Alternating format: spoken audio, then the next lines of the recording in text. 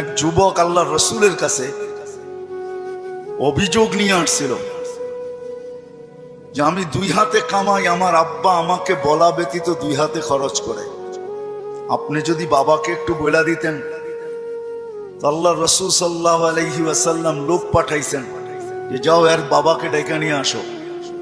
তো যে ডাকতে আসছে তো বলছে আল্লাহ রসুল তোমাকে ডাকে। বলছে এই অবেলা?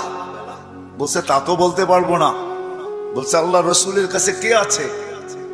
বলছে কাউকে তো দেখি নাই, কিন্তু তোমার ছেলে বসা ছিল। তো বাপ যখন বাড়ির থেকে বাহির হইতেছেন তো বাপ বুঝা ফেলছেন কেন ডাকে অবেলা। ছেলে যখন বসা তো মনে মনে কবিতা আবৃত্তি করতেছিলেন, মনে মনে। না জিহ্বা হেলতে ছিল না ঠোঁট নড়তে ছিল। তো জিবরিল